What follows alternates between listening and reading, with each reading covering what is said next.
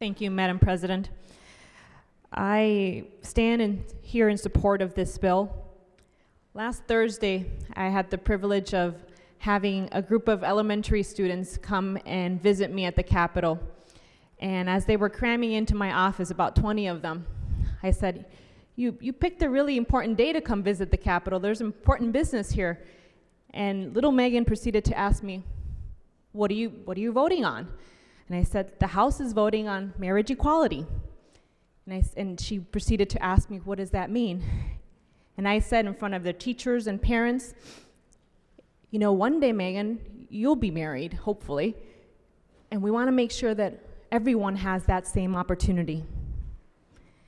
So I stand here not as a mother, but I do want to bring that perspective into this discussion, this important discussion. And if members, you would indulge me for a brief moment, I want to share a little bit from a constituent, a mother in my district who I remember door knocking her several times. I remember having a conversation about this very issue.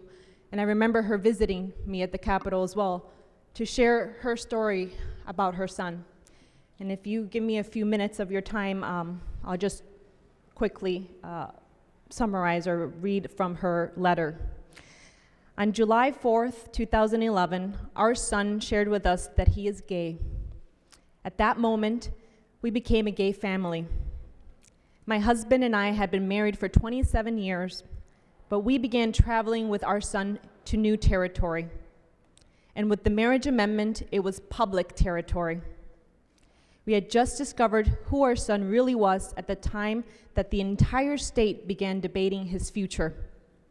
It was heartbreaking.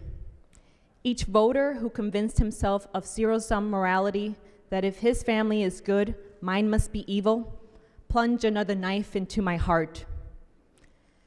No one will convince me that I gave birth to evil, that my son chose evil, or that he deserves barriers to his happiness. I want for him what I want for all 4 of my children, happily ever after. I want him to find someone to love for the rest of his life. I want to dance at his wedding. I want him to be able to have a family. I want to babysit his children, my grandchildren.